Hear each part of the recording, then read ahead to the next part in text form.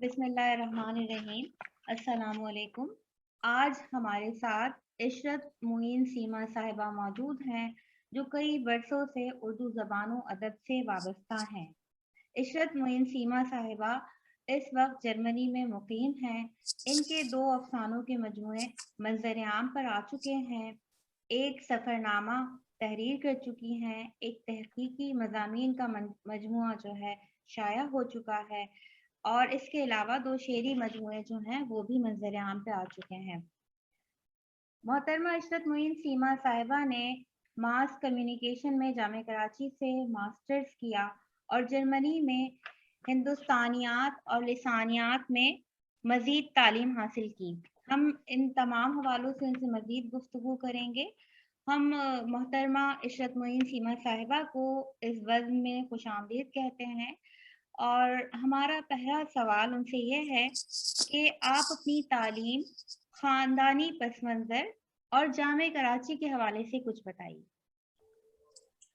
جی السلام علیکم۔ سب سے پہلے تو آپ کا بہت بہت شکریہ کہ آپ نے مجھے اس قابل سمجھا کہ مجھے گفتگو کے لیے مدعو کیا۔ میں آپ کی شکر گزار ہوں۔ اور جیسا کہ آپ نے میرا تعارف بیان کیا ہے کہ میرا تعلق کراچی سے، جامعہ کراچی سے رہا ہے۔ میں نے وہاں سے ماسٹرز کیا تھا 1990 میں، اور اس کے بعد میں یہاں جرمنی آئی تھی اعلیٰ تعلیم کی غرض سے بھی، اور سب سے بڑی وجہ تھی کہ میرے ہسبینڈ یہاں تھے آلریڈی، اور میں شادی ہونے کے بعد یہاں آئی تھی۔ اور مزید چونکہ جرمنی میں اس زمانے میں اسٹوڈنٹس کو اپنی فیملی لانے کی اجازت نہیں تھی، اور میرے شوہر اس وقت اسٹوڈنٹ تھے، طب کے طالب علم تھے، تو اس لیے میں بھی ایز اے اسٹوڈنٹ آئی تھی، اور میرا یہ ارادہ تھا کہ یہاں پر آگے جو ہے وہ تعلیم مزید حاصل کروں گی۔ تو پی ایچ ڈی کے لیے یہاں اپلائی کیا تو معلوم ہوا کہ ہمارا ماس کمیونیکیشن کا ایم اے جو ہے وہ وہاں کے ایم اے کے مساوی نہیں ہے، تو لہٰذا مجھے کسی دوسرے ایسی سبجیکٹ میں بھی ایم اے کرنا ہوگا جس میں لینگویج کا عمل دخل ہو، زبان کا عمل دخل ہو۔ تو اس حوالے سے میں نے ایک عربی زبان کے حوالے سے میں نے اسلامک اسٹڈیز، اور اردو اور ہندی زبان کے حوالے سے میں نے ہندوستانیات یعنی انڈولوجی کا سبجیکٹ منتخب کیا، اور ان دونوں کو میں لے کے آگے چلی ہوں۔ لیکن اسلامک اسٹڈیز میرا بہت آگے تک نہیں جا سکا، لیکن میں نے تبدیل کر کے لسانیات میں، لنگوسٹک میں آ گئی، اور وہاں سے پھر میں نے دلچسپی میری بڑھی، اور میں نے اپنا دوسرا ماسٹرز ماس کمیونیکیشن کے ساتھ ساتھ یہ اس میں مکمل کیا، انڈولوجی میں اور لنگوسٹک میں۔ اور اس کے بعد پھر میں نے تحقیق و تدریس کا سلسلہ یونیورسٹی میں شروع ہوا، اور پڑھاتی بھی گئی، پڑھتی بھی گئی، اور اسی حوالے سے میرا پی ایچ ڈی بھی اسی سبجیکٹ میں مکمل ہوا۔ میرے سبجیکٹ جو پی ایچ ڈی کا میرا مقالہ تھا وہ ہندوستانی اور ہندوستانی پاکستانی زبانوں اور انڈو یورپین اور انڈو جرمن لینگویجز جو ہیں ان کے مابین تعلق کے حوالے سے تھا۔ تو یہ میرا مطلب تعلیمی سفر رہا، اور اس کے بعد میں یہاں پڑھاتی بھی رہی ہوں۔ اور آپ نے بچپن یا ماضی کے بارے میں پوچھا تو یہ بتاؤں کہ میرا تعلق کراچی سے ہے۔ میرے والدین جو ہیں وہ ہندوستان سے ہجرت کر کے آئے تھے، بہار سے، اور یہیں پہ ماشاءاللہ میرے 7 بہن بھائی ہیں، اور ان کے ساتھ جو ہے وہ پرورش پائی۔ لیکن اردو کی جانب میرا شروع سے جھکاؤ تھا۔ ہمارے دادا جو تھے وہ صوفی شاعر تھے، اور والد بھی تھی شاعری سے شغف رکھتے تھے، لیکن وہ انگریزی میں شاعری کرتے تھے، اور شاید اس زمانے کے لوگوں کا یہ تھا کہ وہ انگریزی سے بہت متاثر تھے، تو انگریزی زبان کو ہمارے یہاں بہت اہمیت دی جاتی تھی۔ لیکن ایسا نہیں تھا کہ اردو زبان کو کسی طرح بھی کمتر سمجھا جاتا تھا۔ اردو میں باقاعدہ ہمارے یہاں ایک ادبی فضا ہمارے والد نے قائم کر رکھی تھی۔ ہم نے بچپن ہی سے جو ہے وہ ایسے ادباء و شعراء کا مطالعہ شروع کیا، نصابی طور پر بھی اور غیر نصابی طور پر بھی۔ اس کے علاوہ کہیے خوش قسمتی کہ ہمارے اسکول کے اساتذہ ہمیں بہت اچھے ملے۔ سرکاری اسکول میں تعلیم حاصل کی ہے، اور سرکاری کالج اپا گرلز کالج سے میں نے بی اے کیا تھا، کراچی یونیورسٹی سے ماسٹرز کیا۔ بہت اچھے اساتذہ قسمت سے میسر رہے جنہوں نے ہمیشہ رہنمائی کی، اور ادب اور زبان کے حوالے سے آگے بڑھنے میں بھی بہت معاونت کی۔ تو میرا دوسرا سوال آپ سے یہ ہے کہ آپ نے سب سے پہلے کس صنف میں طبع آزمائی کی، اور لکھنے کی تحریک کس چیز نے آپ کے اندر پیدا کی؟ کسی تحریر نے؟ شخصیت میں تو آپ نے اپنے دادا کا حوالہ دیا ہے، تو اس حوالے سے جی، ہمیں بتائیے اپنی پہلی تحریر یا پہلی تخلیق کے حوالے سے۔ میں پہلی تحریر اور پہلی تخلیق کے بارے میں بتاؤں کہ ہمارے یہاں بچپن میں نونہال رسالہ آتا تھا، اور مسعود احمد برکاتی صاحب اتفاقاً ہمارے قریبی محلے دار تھے، تو ان کے پاس ایک ماحول ملا ہوا تھا کہ وہ ہم کتابیں ان کے رسائل پڑھتے تھے، اور اس سے شوق ہوا کہ ہم بھی کہانیاں لکھیں۔ تو کہانی لکھنے سے جو ہے ابتدا ہوئی، اور اس کے بعد بیچ میں وقفہ آ گیا، لیکن پھر 1985 میں نے پہلا افسانہ جو ہے وہ ایک کراچی کے ایک خواتین ڈائجسٹ کے لیے لکھا۔ اور اس زمانے میں ہمارے گھر کا ماحول ایسا نہیں تھا کہ لڑکیاں جو ہے وہ فلم دیکھیں یا ڈائجسٹ پڑھیں، یا اس طرح کی ڈائجسٹ والا ماحول نہیں تھا۔ تو بہرحال اپنے نام سے نہیں لکھا، بلکہ صرف سیما کے نام سے وہ افسانہ شائع ہوا، اور کسی کو بتایا بھی نہیں، لیکن اب میری بڑی بہن کو پتا تھا، اور انہوں نے اس کی بہت پذیرائی کی، اور انہوں نے کہا کہ تم لکھا کرو، تم اچھا لکھتی ہو۔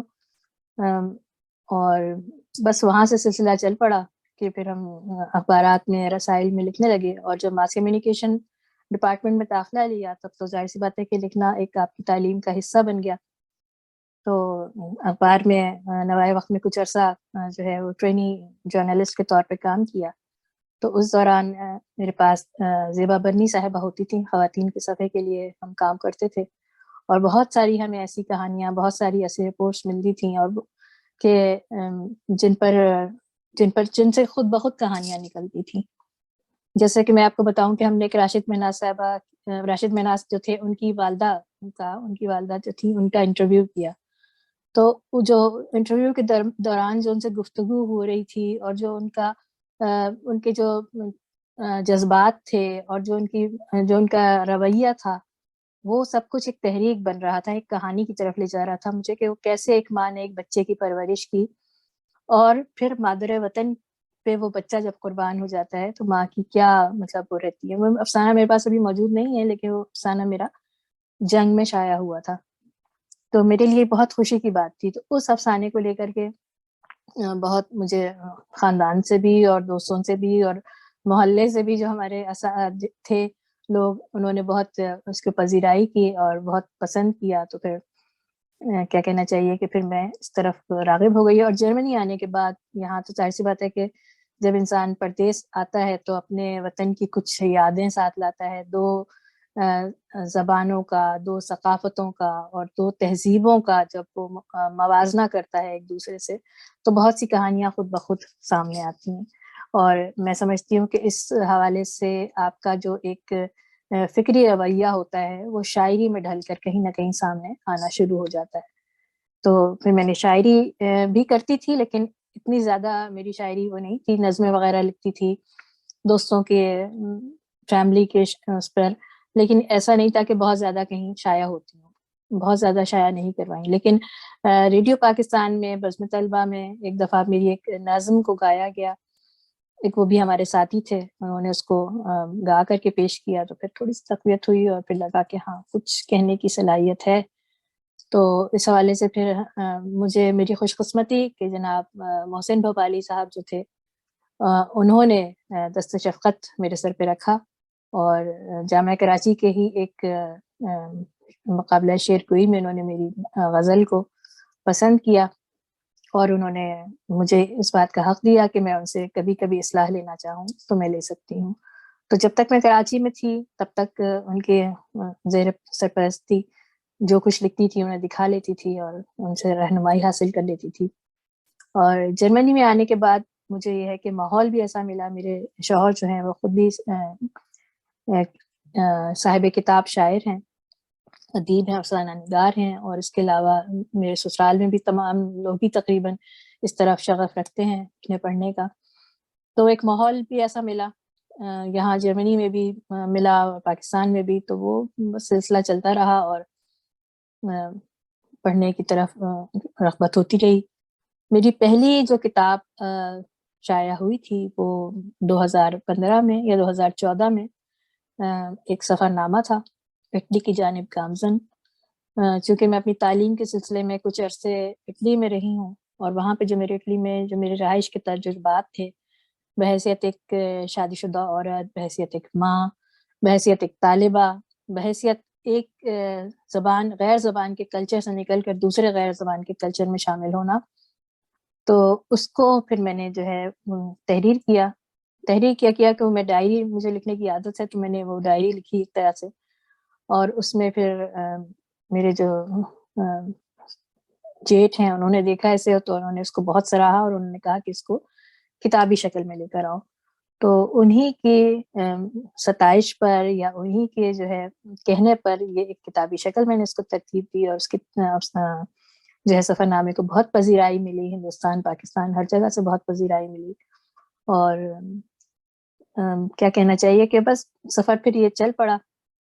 پھر اس کے بعد میرا کہانیوں کا، افسانوں کا مجموعہ گرداب اور کنارے منظر عام پر آیا، اور اس کے بعد تیسری جو میری تخلیق تھی وہ میرا پہلا شعری مجموعہ تھا، جنگل میں قندیل، 2016 میں یا 17 میں آیا ہے، اور اس کے بعد 2018 میں میری کتاب جرمنی میں اردو، جو کہ تحقیقی مضامین ہیں، جس میں تمام جرمنی میں جتنی بھی اردو کیسے پہنچی، اردو کا پہلے سفر ہے اس کے اندر کہ اردو بذات خود کیسے تخلیق پائی، کیسے بڑھی آگے، اور کہاں سے کن کن ممالک سے ہوتی ہوئی یہاں تک پہنچی۔ اس میں تراجم کے حوالے سے بھی میں نے گفتگو کی ہے کہ میں تراجم خود بھی کرتی ہوں، اور بحیثیت پیشہ بھی، اور میرا ترجمہ کرنا ہے، لیکن ادبی تراجم نہیں ہے، لیکن بعد میں اس طرف بھی آئی ہوں، اور میں نے پھر اس طرف کام کرنا شروع کیا۔ انڈولوجی میں جب میں ماسٹرز کر رہی تھی تو میرے جو پروفیسر تھے، پروفیسر ہیلمٹ نسپٹال، انہوں نے مجھے عصمت چغتائی کا ناول ٹیڑھی لکیر دیا تھا، جس کا انہوں نے مجھے کہا کہ میں اس کا جزوی ترجمہ کروں، اور ساتھ ساتھ اس پر اپنا ماسٹر جو ہے اس کا تھیسس لکھوں۔ تو میرا ماسٹر کا تھیسس جو تھا وہ عصمت چغتائی کے ناول ٹیڑھی لکیر پر تھا، اور اس کا میں نے سمجھیے کہ ایک جزوی ترجمہ کیا، اور اس کا ایک خلاصہ جو ہے وہ بیان کیا جرمن زبان میں۔ عصمت چغتائی کی زبان جو ہے وہ ادبی افسانوں کی زبان جو ہے وہ آسان زبان نہیں ہے، اس کا ترجمہ کرنا ظاہر سی بات ہے کہ میرے لیے بہت مشکل تھا۔ اس سلسلے میں میری رہنمائی رہی میرے پروفیسر کی طرف سے، انہوں نے بہت رہنمائی کی، اور یہ میرا ترجمہ جو ہے وہ کافی مقبول ہوا یورپ بھر میں، اور جرمن زبان کے حوالے سے جو لوگ جانتے تھے، پھر اس کے بعد عصمت چغتائی کے افسانوں کے ترجمے کے لیے مجھے پیشکش ہوئی یہاں پہ ایک پبلشر کی جانب سے، تو عصمت چغتائی کے کچھ افسانوں کو میں نے ترجمہ کیا۔ پھر مجھے خیال آیا کہ بجائے اس کے کہ جو لوگ نہیں موجود ہیں ہم ان کو متعارف کروائیں، جو لوگ ہیں یہاں موجود ہمیں ان کو بھی متعارف کروانا چاہیے۔ تو پھر میں نے فہمیدہ ریاض اور کشور نائید اور اس زمانے میں ہماری جو پروین شاکر، ان سب کے جو مختلف کلام کو لے کر کے، خواتین کے خاص طور پر نسائی شاعری کا اس طرح سے تجزیہ پیش کیا، ان کے کلام کا ترجمہ پیش کیا۔ ترجمے کے حوالے سے میرا یہ سفر چل رہا تھا، پڑھا رہی تھی اردو بھی اور ہندی بھی، اور ساتھ ساتھ جو ہے آپ کو جیسے میں نے بتایا کہ میرا شعری مجموعہ، افسانوں کا مجموعہ، تحقیقی مضامین، یہ میری چوتھی کتاب تھی۔ پانچویں کتاب جو تھی پھر میری وہ دوبارہ پھر میں نے اپنا دوسرا شعری مجموعہ آئینہ مشکل میں ہے ترتیب دیا، اور پچھلے سال میرا ایک اور افسانوں کا مجموعہ دیوار ہجر کے سائے منظر عام پر آیا ہے۔ اس سال میری کتاب صحافت کے حوالے سے منظر عام پر آئی ہے، پاکبان اداریہ نویسی اور پاکبان کے اداریہ، جو پاکبان انٹرنیشنل ایک اخبار ہے، ویب سائٹ ہے جس کو میں یہاں پر دیکھتی ہوں، جس کی میں ریزیڈنٹ ایڈیٹر بھی ہوں۔ وہ کمیونٹی کے حوالے سے خبریں، اور پاکستان اور یہاں پہ جو بسے پاکستانی اور ہندوستانی ہیں ان کی خبریں جو ہیں اس کا وہ زیادہ تر اس میں ہوتی ہیں، اور خاص طور پر اداریہ نویسی کیا ہے اور خبریں کیا ہیں، صحافت کے حوالے سے اس میں تھوڑا بہت جو ہے وہ میں نے پیش کرنے کی کوشش کی ہے۔ ابتدا میں آپ نے بات کی کہانی کے حوالے سے، جی، اس میں آپ نے بہت بہترین نکات پیش کی کہ کہانی کس طرح سامنے آتی ہے اور کس طرح تخلیق کی جاتی ہے۔ اسی وقت جی، میرے ذہن میں ایک سوال ابھرا کہ میڈم، کہانی لکھنے کے لیے ایسی کہانی جو دل کو چھو جائے، جیسے کہ آپ نے کہا کہ اسے بہت پذیرائی ملی، ایسی کہانی جو دل کو چھو جائے. اس کہانی کے لیے ہمارے پاس ہمارے ذہن میں کیا ہونا چاہیے؟ ایک اچھی کہانی لکھنے کے لیے ہمیں کن کن باتوں کن کن نکات کو مد نظر رکھنا چاہیے؟ جی دیکھیں، میں سمجھتی ہوں کہ کہانی یا افسانہ لکھنے کے لیے جو سب سے اہم بات ہے وہ کہانی کا اپنا خود انفرادی پہلو ہے کہ وہ آپ کس زاویے سے اس واقعے کو یا اس کو دیکھتے ہیں جو کہ ایک کہانی میں ڈھلتا ہے یا ایک افسانے میں ڈھلتا ہے نا. اس کو آپ کو پہلے وہ اینگل تلاش کرنا ہوتا ہے. جیسے میں آپ کو بھی ایک مثال دی کہ مجھے وہ ایک ماں کے جذبات، اس حوالے سے میں نے وہ افسانہ لکھا. تو اسی طرح مختلف زاویے ہوتے ہیں. اب شہر میں کوئی حادثہ ہوتا ہے نا، اب حادثے کی ظاہر سی بات ہے کئی لوگ اس کے زد میں آتے ہیں، کئی خاندان زد میں آتے ہیں، کئی سڑک پہ دکانیں اور جو ہے ٹریفک کے حوالے سے، اور کئی اس میں آپ تلاش کرتے ہیں. کہانی کا جو بنیادی عنصر ہے میں سمجھتی ہوں وہ کردار ہے. آپ کو سب سے پہلے وہ کردار تلاش کرنے ہوتے ہیں کہ وہ کس کردار کو آپ موضوع بنائیں گے. کہانی سب سے پہلے جن چیزوں کے گرد گھومتی ہے وہ ایک موضوع ہے.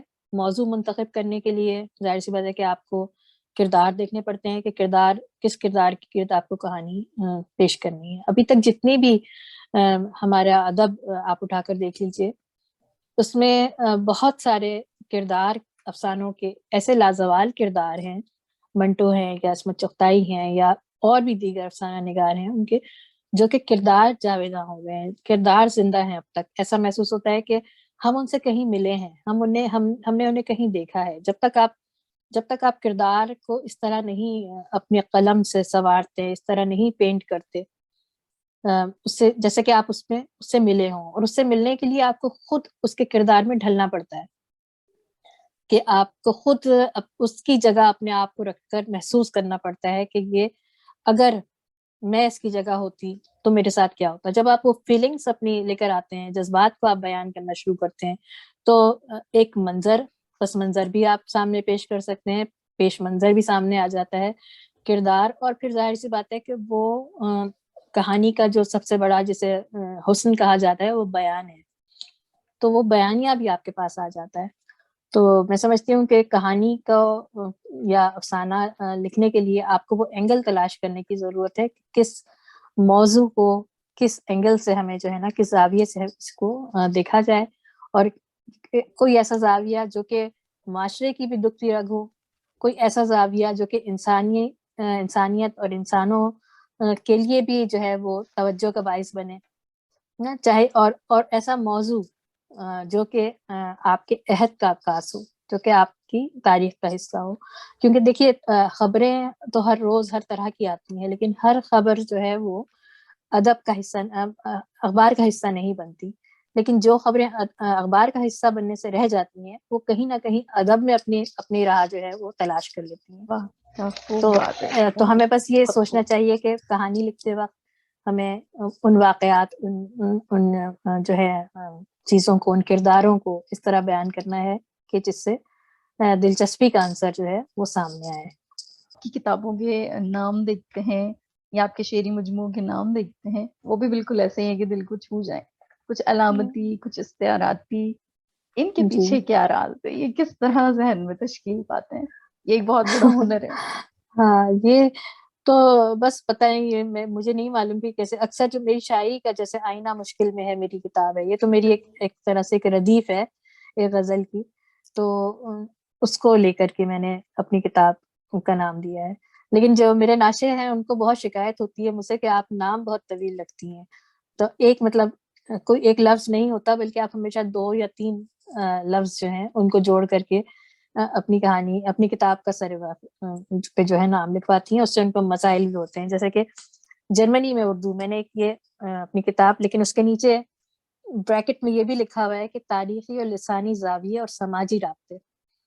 مطلب کہ آپ صرف جرمنی میں اردو کو اگر آپ دیکھا جائے تو بہت بہت پھیل جاتی ہے، آپ ہر جگہ یہاں اردو پڑھی جا رہی ہے یا لوگوں کی دلچسپی ہے، لیکن ہم کس چیز پہ بات کر رہے ہیں وہ سامنے ہونی چاہیے. اب یہ کتاب جب سامنے آئی جرمنی میں اردو، تو بہت سارے لوگ جو کہ جرمن زبان اردو سیکھنا جرمن زبان سیکھنا چاہتے تھے، یہاں پہ جو ریفیوجیز ہیں انہوں نے فوری طور پر لکھنا شروع کر دیا کہ میڈم ہمیں یہ کتاب چاہیے کیونکہ ہم جرمن زبان سیکھنا چاہ رہے ہیں. میں نے کہا اس میں جرمن زبان سیکھنے اور سکھانے کا کوئی عمل دخل نہیں ہے، بلکہ یہ تو جرمنی میں جو اردو کی صورتحال ہے اس پر کتاب ہے. تو اس لیے یہ چیزیں واضح کرنا بہت ضروری ہوتی ہیں. تو میرا یہی ہے کہ زیادہ شاعری کی کتابیں تو اس حوالے سے ہیں، اور نثر کی کتابیں جو ہیں وہ گرداب اور کنارے جیسے میرا ایک افسانوں کا مجموعہ ہے، تو اس کو میں نے دیس اور پردیس کے بجائے گرداب اور کنارے کا نام دیا، کیونکہ وہ بہت اچھا. پاکستان سے کچھ تو کہانیاں ہیں، کچھ کہانیاں یہاں پہ رہنے والوں کی ہیں. تو گرداب کون سا ہے اور کنارہ کون سا، یہ قاری پہ چھوڑ دیا ہے. جرمنی میں کن اداروں میں اردو پڑھائی جاتی ہے اور کس سطح پہ پڑھائی جاتی ہے، تو اس حوالے سے ہم جاننا چاہیں گے. جی، جرمنی میں اردو کے لیے اگر ہم بات کریں تو جرمنی میں یونیورسٹی کی سطح پر 4 یا 5 جامعات ہیں جہاں اردو پڑھائی جاتی ہے، لیکن ایز اے لینگویج، بحیثیت غیر زبان، جہاں پہ لوگ جرمن جو ہیں وہ اردو پڑھنا سیکھتے ہیں. ادب تک اس کی رسائی یہاں ابھی تک نہیں ہے، لیکن ہائیڈلبرگ یونیورسٹی جسے ہم اردو کا کعبہ بھی کہیں گے جرمنی میں، کہ جو لوگ اردو سے یا ہندی سے شغف رکھتے ہیں، کیونکہ ہندوستانیات کا یا ساؤتھ ایشیا اسٹڈی سینٹر سب سے بڑا وہیں پر ہے ہائیڈلبرگ یونیورسٹی میں. کرسٹینا اوسٹرہیل جس کی پہلے سربراہ تھیں، اب وہاں پر ہاپمن صاحب ہیں اور ایک امت الصبور طاہر ہیں خاتون، انہوں نے سنبھالا ہوا ہے یہ شعبہ. لیکن جہاں پہ اردو پڑھائی جاتی ہے، اردو کی مشق زبانی کروائی جاتی ہے، اردو زبان میں جو زبان کے حوالے سے اور ادب کے حوالے سے جو کتابیں ہیں وہ بھی سب سے زیادہ وہاں کی لائبریری میں ہی موجود ہیں. جرمنی میں انڈولوجی ہندوستانیات کا شعبہ موجود تھا، لیکن یہ ہے کہ یہ شعبہ 2000 میرے خیال سے 14 یا 15 سے یہ شعبہ یہاں ختم کر کے ہائیڈلبرگ یونیورسٹی ہی لے جایا گیا ہے، اور ایئرفرٹ یونیورسٹی وہاں پہ بھی اردو پڑھائی جاتی ہے. اس کے علاوہ ہمبرگ یونیورسٹی میں بھی اردو پڑھائی جاتی ہے. ہمبرگ یونیورسٹی برلن میں بھی اردو پڑھانے کا اہتمام ہے. اور جس یونیورسٹی سے میں نے پڑھا تھا فری یونیورسٹی برلن، وہاں پہ بھی انڈولوجی میں اردو زبان پڑھائی جاتی تھی، لیکن بحیثیت صرف زبان کے طور پر. اور اس کے علاوہ یہاں کی تمام جرمنی کی تمام جامعات میں ایک لینگویج سینٹر ہوتا ہے جہاں پہ دنیا کی تمام جو طلبہ و طالبات آتے ہیں دنیا بھر سے پڑھنے کے لیے، وہ وہاں جرمن پڑھتے ہیں، اور جو وہ اپنی زبان ساتھ لاتے ہیں. اگر ان کی مطلب اتنی قابلیت ہے کہ وہ زبان کو اپنی زبان کی تعلیم دے سکیں تو وہ اپنی زبان کو وہاں پڑھاتے بھی ہیں. وہ اسٹوڈنٹس کے لیے ہوتا ہے زیادہ تر، کہ ایک طرح کا سمجھیے ایکسچینج پروگرام، کہ وہ وہاں سے جرمن سیکھتے ہیں اور ساتھ ساتھ اپنی زبانیں پڑھاتے ہیں. تو اس حوالے سے ٹیکنیکل یونیورسٹی برلن میں بھی اردو پڑھانے کا اہتمام ہے. کچھ عرصے سے ایسا ہو گیا ہے کہ جہاں لوگ اردو ہندی زیادہ مقبول تھی بالی ووڈ اور دوسری چیزوں کی وجہ سے، ٹورزم وغیرہ کی وجہ سے اردو کو لے کے اتنا جانتے نہیں تھے. لیکن 9/11 کے بعد سے کم از کم اردو کو یہ فائدہ ضرور ہوا ہے کہ یہاں سرکاری سطح پر اور غیر سرکاری سطح پر لوگ اس زبان کی طرف راغب ہوئے. وہ جاننا کوشش کی انہوں نے کہ جناب ان کا ادب کیا کہتا ہے، یہ زبان کیا ہے، اس زبان کے لوگ جو ہیں ان کا مزاج کیا ہے.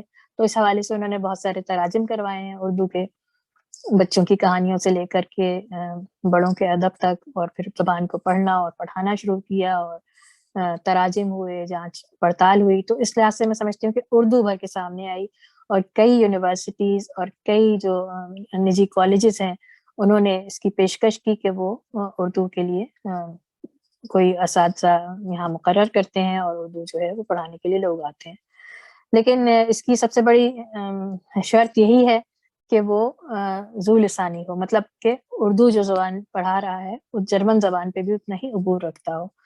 تو اس معاملے میں ہے کہ ہاں، چونکہ آپ دیکھیں کہ جو نوجوان نسل یہاں پروان چڑھی ہے تو اس کی جرمن تو ظاہر سی بات ہے بہت اچھی ہے، لیکن اردو کمزور ہے. اور جو لوگ پاکستان یا ہندوستان سے یہاں آئے ہیں ان کی اردو بہترین ہے، لیکن ان کی جرمن اتنی مضبوط نہیں ہے. تو یہاں پہ تھوڑا سا کلیش ہوتا ہے، اس لیے یہاں اساتذہ کی تھوڑی کمی ہے. لیکن اس کے باوجود بہت اچھے طریقے سے یہ سلسلہ چل رہا ہے، اور ہم دعا گو ہیں اور کوشش میں بھی ہیں کہ یہ سلسلہ مزید بہتر طریقے سے آگے بڑھتا رہے. بتائیے کہ جرمنی میں کون سی جامعہ ایسی ہے, کون سی یونیورسٹی ایسی ہے کہ جہاں M A, M Phil, P H D اور پوسٹ ڈاکٹریٹ کی سطح تک اردو پڑھائی جاتی ہے؟ افسوس کی بات یہ ہے کہ جرمنی میں کوئی بھی جامعہ ایسی نہیں ہے جہاں پر آپ اردو میں پی ایچ ڈی کر سکیں یا اردو ادبیات میں جو ہے وہ آپ کر سکیں. اردو کو ایک حصہ اس کا ضرور بنایا گیا ہے زبان کے طور پر, جیسے کہ ساؤتھ ایشیا اسٹڈی سینٹر ہے, جیسے کہ شعبہ ہندوستانیات انڈولوجی ہے, جیسے کہ south Asia and African research centre ہے, یا اس کے علاوہ ماڈرن اورینٹ ریسرچ سینٹر ہے. یہ سارے ریسرچ سینٹر ہیں جہاں پر کہ اسکالرس بلاتے ہیں یہ لوگ, اور ان کو کچھ عرصے کے لیے یہاں پر پوسٹ ڈاکٹریٹ کے لیے بلایا جاتا ہے, لیکن بحیثیت ان کو اس زبان میں نہیں بلکہ جرمن یا انگریزی زبان میں جو ہے وہ آگے ان کو کام کرنا ہوتا ہے, لیکن زبان سے متعلق. جیسے کہ گزشتہ 2 سال پہلے شاید ایک خاتون آئی ہوئی تھی کینیڈا سے, وہ کام کر رہی تھی کہ اردو لٹریچر کے اوپر, لیکن ان کا سارا کام جو ہے وہ انگریزی میں تھا. تو انہوں نے یہ اپنا ایک کام, میرے خیال سے فرزانہ یا کچھ ان کا ایسا نام تھا, مجھے یاد نہیں آ رہا, لیکن کینیڈا سے آئی تھی وہ کرنے کے لیے. اردو کے متعلق کام تھا لیکن انگریزی میں تھا. تو باقاعدہ اردو میں تو یہاں کہیں پہ بھی تعلیم کا انتظام نہیں ہے. اچھا, یہ بتائیے کہ جرمنی میں اس وقت اردو زبان و ادب کے حوالے سے کون کون سی تنظیمیں کام کر رہی ہیں اور کون سے ادارے کام کر رہے ہیں جامعات سے ہٹ کر؟ جی, جامعات سے ہٹ کر تو دیکھیے سب سے بڑا جسے ہم شہر کہتے ہیں وہ فرینکفرٹ ہے, جہاں پر پاکستانیوں کی تعداد یا اردو بولنے والوں کی تعداد سب سے زیادہ ہے. وہاں پر تنظیمیں ہیں, اور ایک نہیں بلکہ کئی تنظیمیں ہیں. اس کے علاوہ حلقہ ارباب ذوق کا بھی انہوں نے وہاں پہ ایک سلسلہ شروع کیا ہوا ہے, اور ایک وہاں پہ ایک حیدر قریشی صاحب ہیں بلکہ موجود, وہ انہوں نے ایک تنظیم بنائی ہوئی تھی, وہ وہاں پہ کام کر رہے تھے. اور اس کے علاوہ ایک ہے محترمہ شمیم عرفان صاحبہ اور عرفان احمد صاحب ہیں, جنہوں نے اپنی وہاں پہ ایک تنظیم بنائی ہوئی ہے, اور اس کا انٹرنیشنل اردو لٹریچر سے کچھ اس کا نام ہے, میں آپ کو بعد میں تفصیل سے بھیج دوں گی. کہ وہ انہوں نے مطلب 2-3 تنظیمیں ایسی ہیں جو کہ ہاں واقعی بہت اچھی طریقے سے کام کر رہی ہیں فرینکفرٹ میں. اس کے علاوہ برلن کی میں آپ کو بات کروں تو برلن میں 2 اہم اردو کی ادبی تنظیمیں ہیں, ایک بزم ادب برلن ہے اور ایک اردو انجمن برلن ہے. اردو انجمن برلن کا مقصد جو ہے وہ جرمنوں میں اردو زبان کو متعارف کروانا, اور اپنے جو ہمارے ادبا اور شعرا جو گزر چکے ہیں ان کو خراج تحسین پیش کرنا, ان کے کلام کا ترجمہ کرنا ہے. اور جو بزم ادب برلن ہے اس کا کام زیادہ تر اپنی جو کمیونٹی کے لوگ ہیں ان میں ان کی اگر کسی کی کوئی کتاب آئی ہے اسے کتاب کی تقریب پذیرائی, مشاعرے منعقد کروانا اور دیگر شام افسانہ کروانا, اس طرح کے جو تفریحی پروگرام کہہ لیجیے, تنقیدی پروگرام کہہ لیجیے, ادبی پروگرام کہہ لیجیے, وہ اس کا مقصد ہے. اور خوش قسمتی سے میں دونوں ہی تنظیموں میں شامل ہوں, کیونکہ ایک تنظیم میں جرمن ادب کے حوالے سے اردو ادب کو جرمن ادب میں ڈھالنے کے حوالے سے, اور ایک تنظیم میں جو میرا تعلق ہے وہ ظاہر بات ہے کہ اپنے ذوق اور اپنے شوق کو فروغ دینا, اس کو پروان چڑھانا ہے. آپ نے بتایا کہ آپ تدریس کے پیشے سے وابستہ ہیں, تو آپ ہمیں یہ بتائیے کہ آپ کیا پڑھاتی ہیں, اور جرمن یقیناً غیر ملکیوں کو پڑھاتی ہوں گی, تو اس وقت آپ کو کس قسم کے مسائل کا سامنا کرنا پڑتا ہے؟ جی, میں زیادہ تر یہاں پہ میں نے جب اپنا ماسٹرز کر کے آئی تھی اسی زمانے میں مجھے یہاں پہ ایز اے جاب مل گئی تھی ایز اے لیکچرر اردو پڑھانے کے لیے. تو وہ میں اپنی جب تک میں نے پی ایچ ڈی کمپلیٹ نہیں ہوا تب تک میں کرتی رہی ہوں. 2017 میں اس جاب کو میں نے خیر آباد کہا ہے, اور میں 2016 سے میں نے یہاں انٹیریئر منسٹری جوائن کر لی تھی, تو اس لیے میں اس کو ساتھ ساتھ لے کے چلا نہیں پا رہی تھی. لیکن فری یونیورسٹی برلن میں پڑھاتی رہی ہوں اردو. 17 سال میں نے پڑھایا ہے اردو اور ہندی دونوں زبانیں. لیکن ابھی بھی میرا ان کے ساتھ ایک کانٹریکٹ بیسس پہ سمجھے کہ وہ ہے ایک ایگریمنٹ ہے, اور جب ان کو ضرورت ہوتی ہے برلن میں جب طلبہ طالبات کی تعداد زیادہ ہو جاتی ہے، جیسے ابھی کووڈ کے دنوں میں گزشتہ دنوں آن لائن کلاسز تھیں اور مختلف گروپس میں کروانی تھیں، تو پھر میں ایکٹیو ہوئی اور پھر میں نے وہاں پہ کلاسز کی. تو ظاہر سی بات ہے کہ یہ مشکلات تو ہوتی ہیں. اس کے علاوہ نجی جو کالجز ہیں، سیم پرائیویٹ کالجز ہیں، اس میں بھی پڑھاتی ہوں میں. ریسرچ سینٹر ہیں جہاں پر لوگ پاکستان اور ہندوستان جاتے ہیں کسی اس کے تحقیق کے حوالے سے یا تدریس کے حوالے سے یا کسی بھی اپنے کام کے حوالے سے، تو وہ لوگ پھر وہاں پہ لینگویج سیکھتے ہیں. تو وہاں پہ بھی میں پڑھاتی ہوں. 2 یہاں پہ کالجز ہیں جن میں پڑھاتی ہوں پرائیویٹ طور پر. شام کے وقت کی میری مشغولیات یہی ہوتی ہیں کہ شام کا جو میرا ٹائم ہے 4 بجے کے بعد میں اپنے آفس ورک سے فارغ ہو جاتی ہوں اور 6 بجے سے لے کے 10 بجے تک تقریباً روزانہ ہی میرا اردو پڑھانے کا یا پڑھنے کا سلسلہ رہتا ہے. تو اس سلسلے میں میرے شوہر نے اور ہم نے خود بھی اپنا ایک ادارہ قائم کیا ہوا ہے جہاں پہ ہم ویکینڈ پہ پڑھاتے ہیں بچوں کو، خاص طور پر اردو، جو یہاں پہ ہماری نسل نو جو پروان چڑھ رہی ہے، جو کہ اپنے اس کا ہمیں خیال اس طرح سے آیا تھا کہ ہماری بھی اپنی 2 بیٹیاں ہیں اور ہمیں ہوا کہ ہمارے بچے بھی ان کو اردو سیکھنا سکھانا بالکل ہمارے ہم ضروری سمجھتے ہیں. بالکل اسی طرح جس طرح دینی تعلیم دینا ضروری ہے، تو اپنی ثقافتی تعلیم جو ہے، اپنی یہ ہماری زبان ہے، وہ بچوں تک ضرور پہنچنی چاہیے.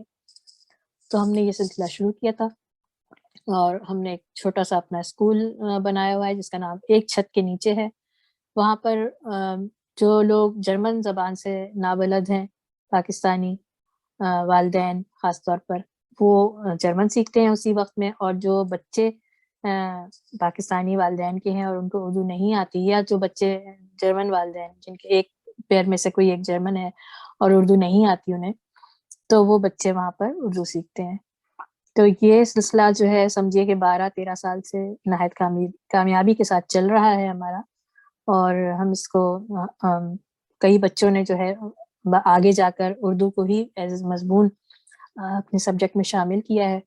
اور یہ ہم بہت فخر کے ساتھ یہ بات بتائیں گے کہ جہاں اردو ختم ہو رہی تھی وہاں اردو کیونکہ نئی نسل جب سامنے آئی، انہوں نے سیکھنے کی کوشش کی، انہوں نے تلاش کیا، تو پھر سرکار کو بھی محسوس ہوا کہ ہاں اس زبان کو اگر جامعہ میں جگہ نہیں ہے تو کم از کم نجی جو کالجز ہیں یا جو دوسرے کالج ہیں وہاں پر ان کو جگہ ملنی چاہیے. تو اس طرح کئی یہاں پر اب ادارے متحرک ہوئے، کئی ریسرچ انسٹیٹیوٹ متحرک ہوئے، کئی لینگویج انسٹیٹیوٹ، لینگویج اسکولز متحرک ہوئے اردو زبان کو پڑھانے کے لیے. اور اب کئی جگہ جو ہے وہ اردو پڑھائی جا رہی ہے، اور ماشاءاللہ ہمارے جو بچے ہیں وہ اردو زبان سیکھ رہے ہیں، بولتے تو ہیں ہی، اب لکھنا پڑھنا بھی سیکھ رہے ہیں. آپ نے ایک بات بتائی کہ آپ ہندی بھی پڑھاتی ہیں، تو آپ ہمیں یہ بتائیے کہ ہندی آپ نے پاکستان میں ہی سیکھی تھی یا آپ نے جرمنی جانے کے بعد ہندی سیکھی؟ اور دوسری بات یہ کہ جرمنی آپ نے کب سیکھی اور کہاں سے سیکھی؟ دیکھیں، جرمن زبان کا میں بتاؤں کہ میں نے کراچی سے ہی شروع کی تھی، گوئٹے انسٹیٹیوٹ کراچی سے ہی، کیونکہ مجھے یہاں جرمنی آنا تھا اور اس زمانے میں بحیثیت طالبہ مجھے ایک زبان کا کورس ساتھ لے کر آنا تھا. تو میں نے تقریباً 6 مہینے کراچی میں گوئٹے انسٹیٹیوٹ میں لینگویج کی ہے. اس کے بعد پھر جب میں یہاں پر آئی تو 1 سال میں نے یہاں لینگویج اسکول میں لینگویج پڑھی، اور اس کے بعد 1 سال کیونکہ میرا صحافت موضوع تھا اور مجھے زبان اپنی بہت بہتر کرنی تھی، تو 1 سال تقریباً میں نے یونیورسٹی میں اپنی لینگویج کی. اور پھر مختلف جو ادارے ہیں، اخبارات ہیں یا رسائل ہیں، ان میں ایک لینگویج کا ایک الگ پورشن ہوتا ہے ان لوگوں کے لیے جن کی مادری زبان اردو نہیں ہے. تو وہاں پہ کریکشن وغیرہ کا کام ہے، یا اس طرح کی اپنی زبان کو مزید بہتر کرنے کا کام ہے، یا صحافتی اصطلاح جو ہے وہ وہاں پہ سیکھی جاتی ہے. تو وہاں سے بھی میں نے کورس کیا اور میں نے وہاں پہ بھی کام کیا.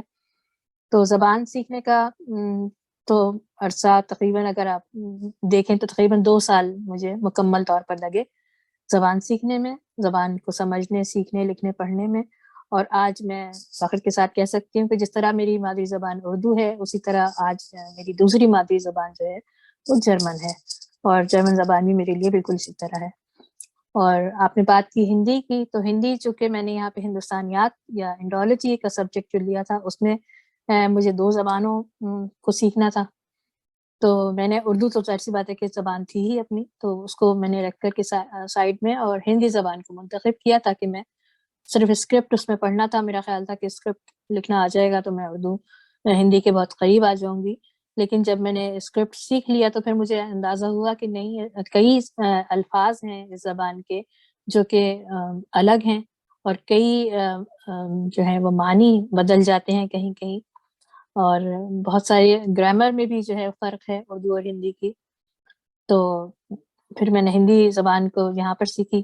ہندی کے ساتھ ساتھ بنگلہ بھی تھوڑی بہت سیکھی, لیکن یہ ہے کہ اس کو اتنی کامیابی سے آگے نہیں بڑھایا.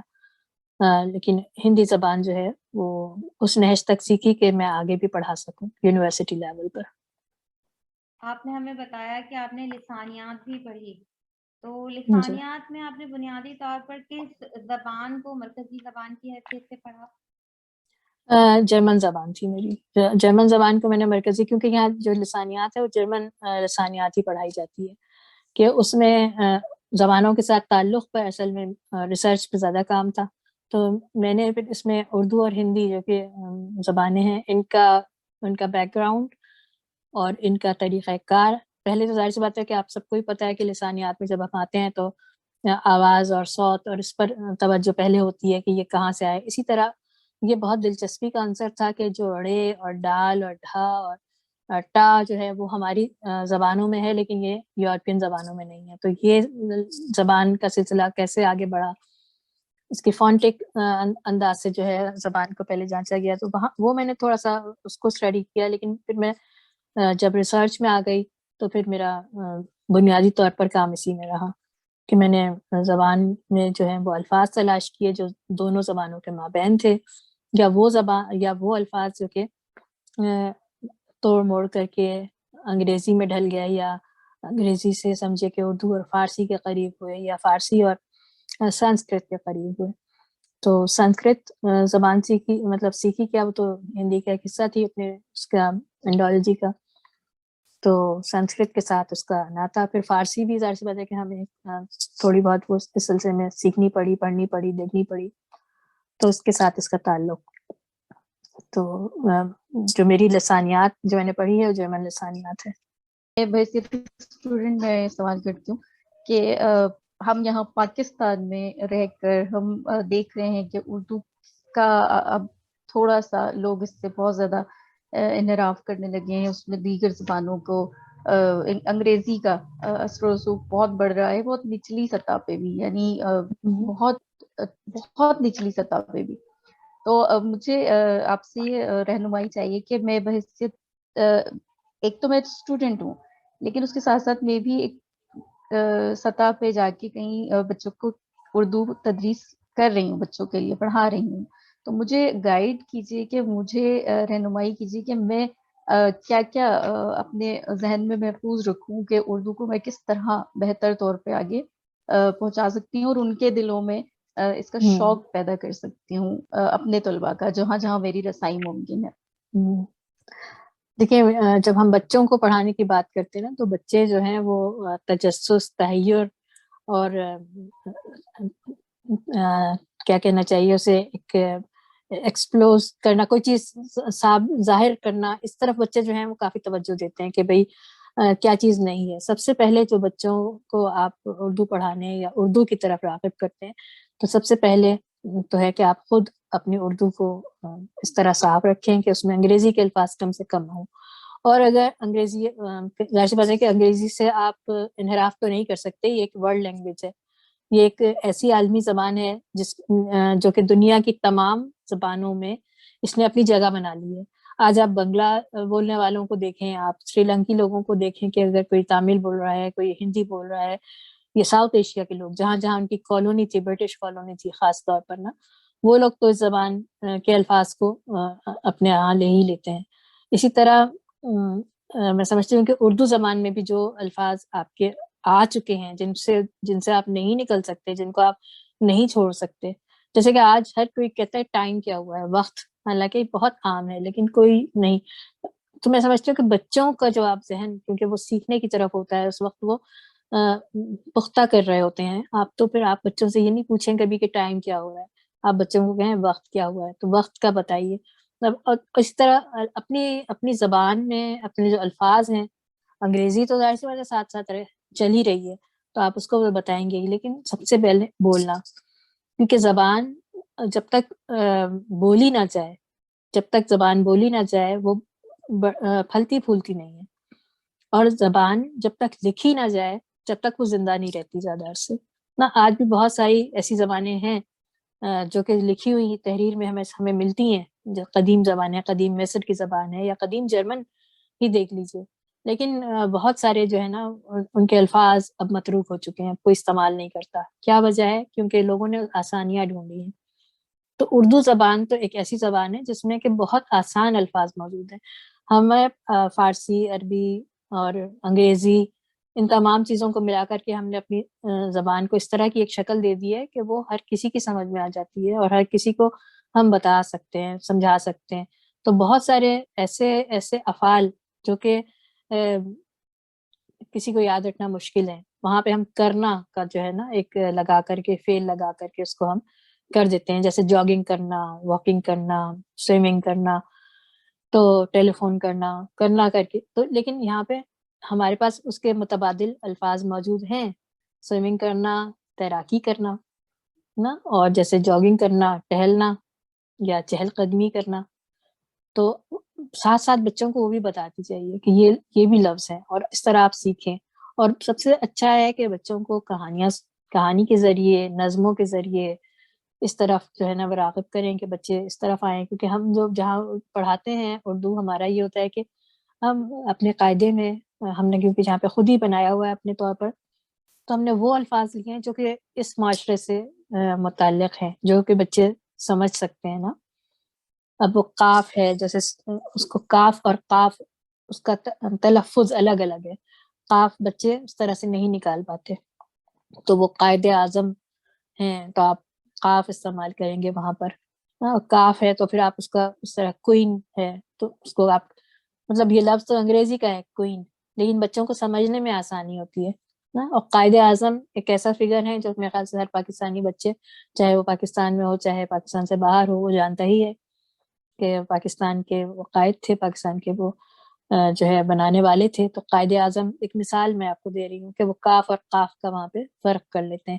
کاف بہت ساری نہیں سمجھ میں آتی، لیکن ہمارے ہاں جو گنتی ہے، ایک مسئلہ، گنتی ایک ایسی چیز ہے جس کو ہم خود بڑے بھی جو ہے نا وہ 1 2 3 میں ہی لیتے ہیں، ہم اس کو نہیں 44 1955 2017 ہم یہ اتنا زیادہ استعمال کرتے ہیں کہ وہاں تک تو وہ بچے نہیں پہنچ پائیں گے۔ تو بچوں کو گنتی کی طرف ایک تو توجہ دلانا کہ وہ گنتی ان کو یاد رہے، اور دوسرا یہ کہ پروناؤنسیشن کے حوالے سے، جو تلفظ ہے اس کے حوالے سے لفظوں کو کھول کر کے بیان کرنا، ہر لفظ کی کہانی بیان کرنا کہ یہ لفظ کہاں سے آیا ہے۔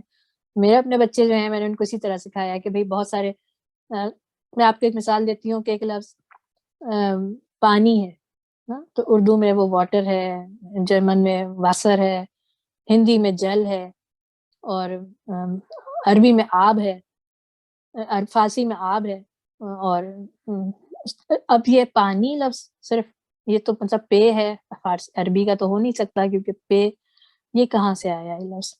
اب اس لفظ پہ ایک چھوٹی سی تحقیق، تھوڑی سی معلومات لے کر کے کہ یہ پانے ایک لفظ ہے، پانے جو ہے وہ بھیگی ہوئی روٹی کو کہتے ہیں، اٹیلین زبان میں روٹی کہلاتی ہے پانے۔ اور جب یہ سولجر جب پاکستان بننے سے قبل کی بات ہے، ہندوستان میں جب یہ آئے ہوئے تھے، تمام اتحادی فوجیں جو اتری ہوئی تھیں جنگ عظیم کے دوران، تو وہ اس کو پانے کہلاتے تھے نا، ان کو کھانا جو دیا جاتا تھا فوجیوں کو، وہ پانی میں بھگو کر کے بریڈ دی جاتی تھی، تو اس کو پانے کہلاتی تھی۔ تو وہ وہاں سے یہ پانی کا لفظ جو ہے وہ نکلا۔ تو پانی ایک ہمارے ہاں جو بھی آتے زبان، اب کسی کو بھی اتنا اس کا پیچھے آپ اس کو تلاش کرنے جائیں تو یہ پانی مشکل سے ہی نکلے گا۔ اب کہانیاں بچوں کو میں نے اس طرح سے بنا کر کے کہ دیکھو یہ پانی اتنی دور سے چلتا ہوا آیا ہے یہ لفظ۔ اور اسی طرح لفظ جیسے کہ ہے انڈس ہے، ہمارا دریائے سندھ ہے، سندھ کہاں سے آیا، بچوں کو مطلب کہانیاں آپ اس طرح کی بنا کے، خود ظاہر سی بتایا آپ ادب کی طالبہ ہیں، ادب سے آپ کا تعلق ہے زبان کے ساتھ، تو زبان اور ادب دونوں کو لے کر کے خاص طور پر ہمیں بچوں کے ادب کے لیے وہ سہل طریقہ کار ڈھونڈنا پڑے گا، کہانیاں، نظمیں، اور اس میں تاکہ ایک تو اعتدال کے ساتھ بچے وہ الفاظ کو ادا کر سکیں. ان کے اندر یہ ہوتی ہے، یہ ایبیلٹی ان کے اندر یہ اہلیت ہوتی ہے کہ وہ ہر زبان کو بہت جلدی سمجھتے ہیں اور بہت جلدی جو ہے وہ بیان کر سکتے ہیں. لفظوں کو صوت کے لحاظ سے نا بچے بہت جلدی کیچ کرتے ہیں. تو بچپن سے اگر ان کو ان سب چیزوں کو بتایا جائے تو وہ بہت اچھی طرح سے سیکھ سکتے ہیں.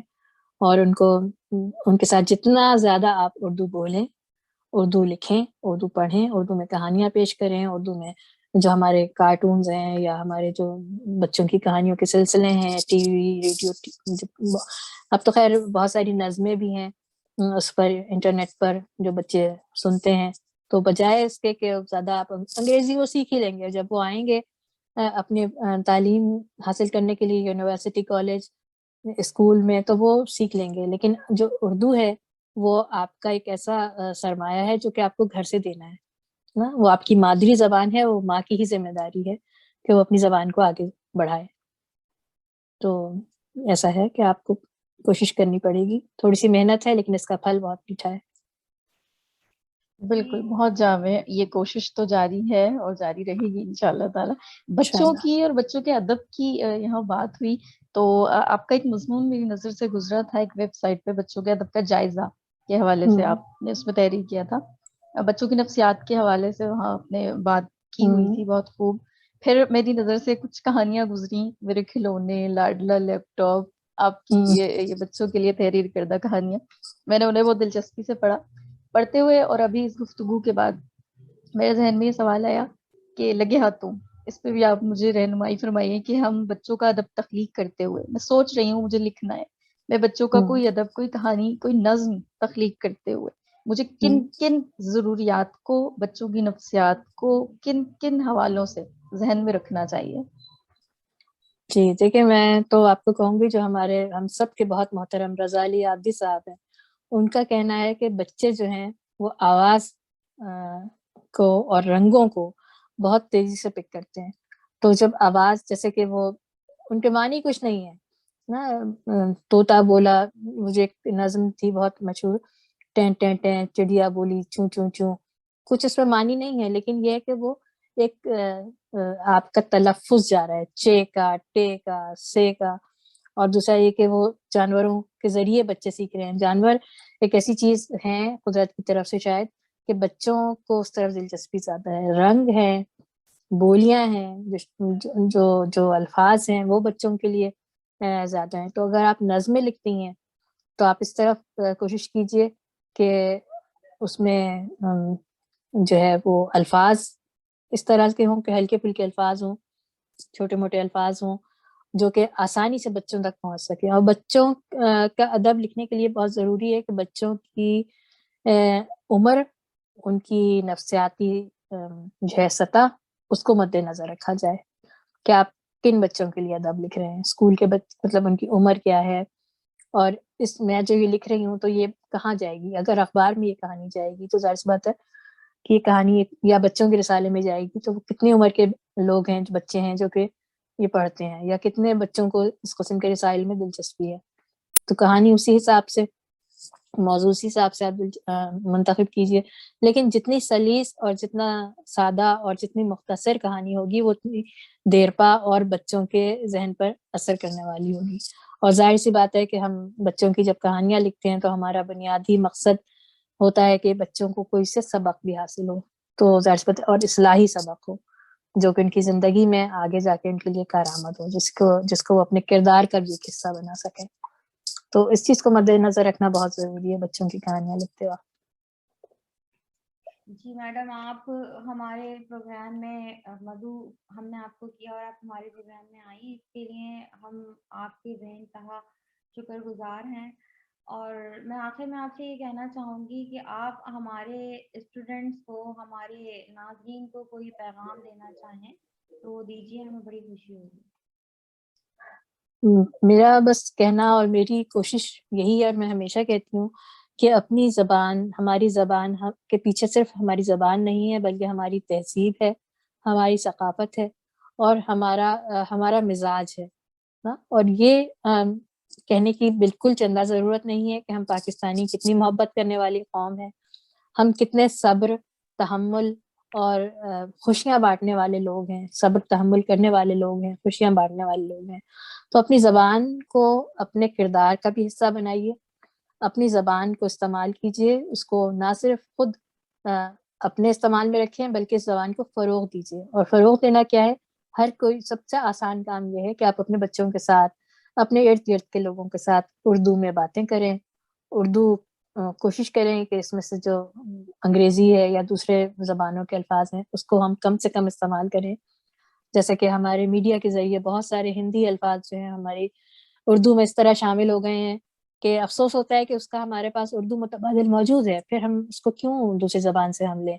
تو کوشش کریں سب سے پہلے کہ اپنی زبان کو استعمال کریں اور پڑھیے، مطالعہ کیجیے. مطالعہ کرنا بہت ضروری ہے. جب تک آپ پڑھیں گے نہیں تب تک آپ میں لکھنے کی جو ہے وہ خواہش آگے نہیں بڑھے گی یا رغبت نہیں آئے گی. تو اپنی زبان بولیں، اس کو فروغ دیں، یہ سب سے بڑی خدمت ہے. اپنی زبان میں جو کتابیں لکھی گئی ہیں یا ہیں جو رسائل ہیں ان کو پڑھیں اور لکھنے کی کوشش کریے. کہ کچھ نہیں تو موبائل، آج کل جیسا زمانہ ہے انٹرنیٹ کا، ٹیکنالوجی کا، تو موبائل، کمپیوٹر، ان سب پہ جو ہے وہ اردو میں فونٹس ہیں موجود. تو کوشش کریں کہ اردو لکھیں. اس طرح لکھنے سے بہت اردو بہتر ہوتی ہے. اور ظاہر سی بات ہے کہ بہت سارے ایسے ہمارے دوست بھی ہیں جنہوں نے بتایا کہ وہ ایسے فونٹ بھی تیار کر رہے ہیں جس میں گرامر کی جو غلطیاں ہیں یا لفظوں کی جو غلطیاں ہیں وہ دور کی جا سکتی ہیں. مطلب کریکشن کا باقاعدہ، جیسے دوسری لینگویجز کا پروگرام ہے گوگل میں، اسی طرح اردو کا بھی ہے کہ اردو میں اگر کوئی آپ غلط لفظ لکھ دیتے ہیں تو اس کی کریکشن آٹومیٹکلی ہو جاتی ہے. اسی طرح وہ گرامر کا بھی کر رہے ہیں. تو اگر آپ اردو کو اس طرف لے کر آئیں، ٹیکنالوجی کے ساتھ جوڑیں، تو آگے یقینی طور پر یہ زبان آپ کے روزگار کے ساتھ بھی جڑے گی اور عالمی سطح پر یہ زبان پذیرائی حاصل کر رہی ہے، ترقی پذیر ہے، اور یقیناً ایک دن یہ ترقی یافتہ زبان بھی ہوگی اور ہم ایک ترقی یافتہ قوم بھی کہلائیں گے. بہت شکریہ محترمہ عشرت معین سیما صاحبہ. اور میں آخر میں ایک دفعہ پھر آپ کا شکریہ ادا کروں گی اور اپنی ایم فل کی ریسرچ اسکالر سمر جہاں کا بھی، کہ آپ دونوں اس میٹنگ میں آئیں اور ہمیں جرمنی کے حوالے سے، جرمنی میں اردو کے حوالے سے اتنی مفید معلومات جو ہیں وہ پہنچائیں. اور یقیناً یہ ہمارے طلبہ کے لیے بھی ایک بڑا معلوماتی انٹرویو ہوگا. بہت شکریہ. آپ کا بھی بہت بہت شکریہ.